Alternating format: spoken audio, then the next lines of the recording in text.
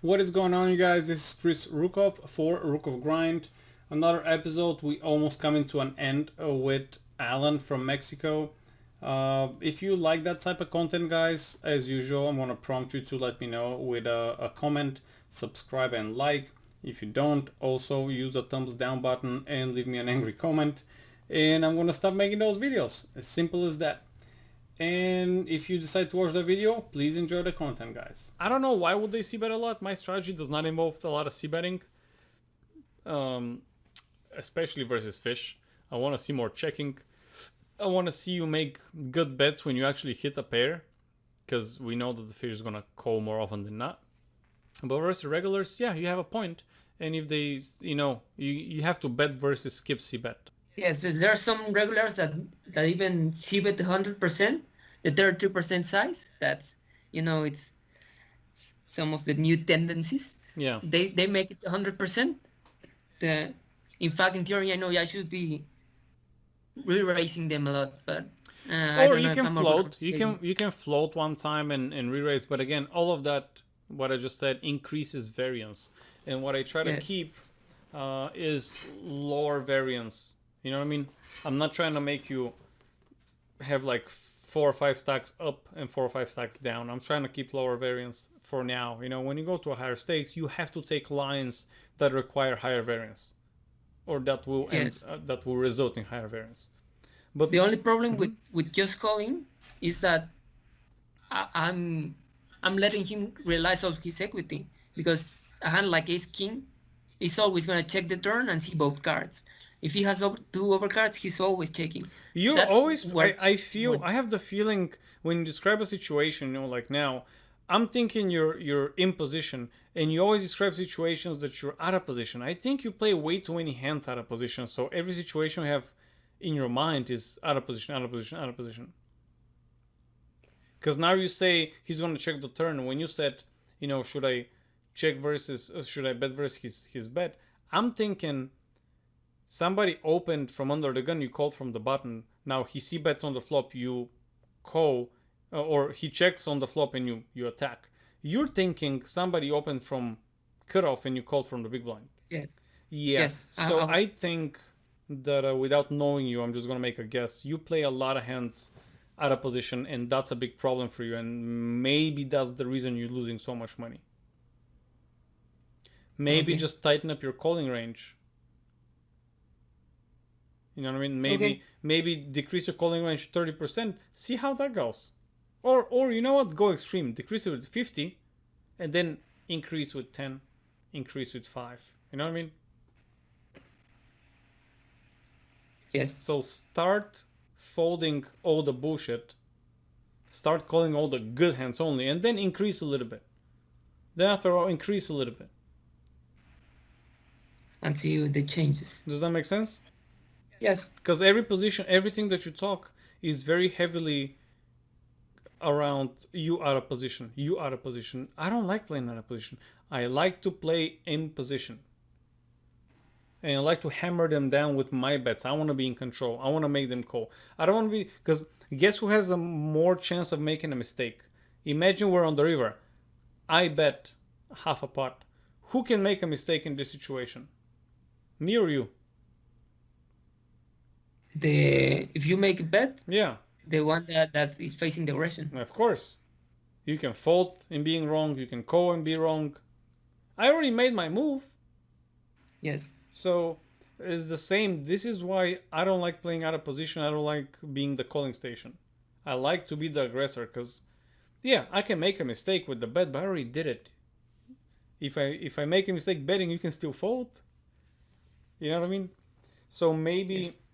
the best thing to remember from today's session is out of position play, lower the out of position play. Don't play that much out of position, and maybe cut your calling range out of position with 50%, which is going to be extreme.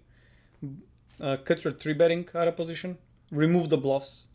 Now we didn't touch on this, but on those stakes, I don't think bluffing is a good idea at all because they'll fold. I mean, I'm sorry, they're gonna call, unless against a regular that you know. But on Zoom tables, without the HUD, you don't know who's a reg. Maybe here and there, a couple of people.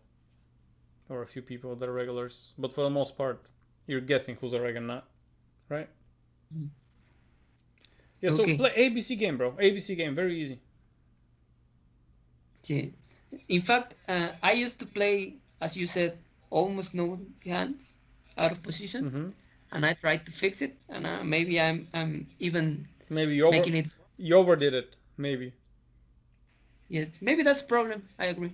I don't know. I'm just guessing because see, I noticed that you always talk about out of position. That's the problem. You never said one hand that you had a problem in position play. You know what I mean?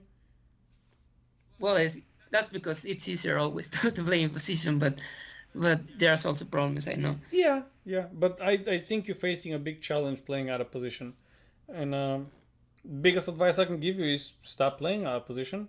Play half the range. Play the good range. Play the range you feel comfortable with. And once you master that, increase a little bit.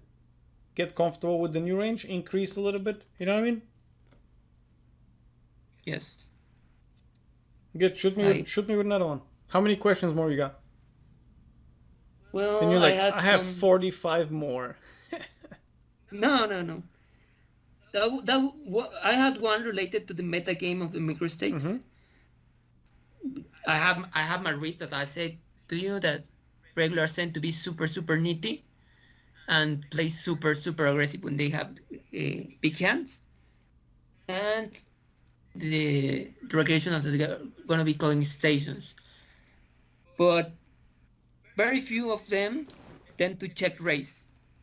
I think when they check raise, it's danger in those levels. Well, yeah, think about it. Everything that somebody do is normal, and then when they stop doing that and do something else, is danger. You know, the fish is passive.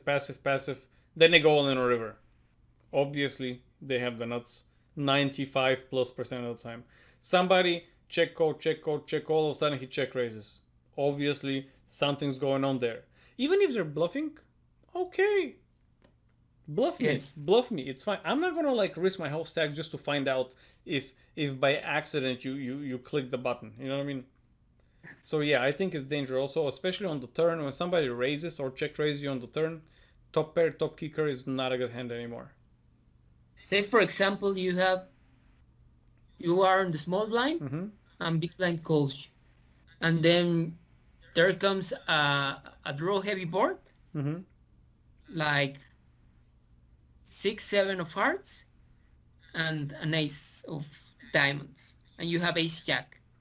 You bet, and this guy 3-bets you. He will raises you. Yes, he raises you.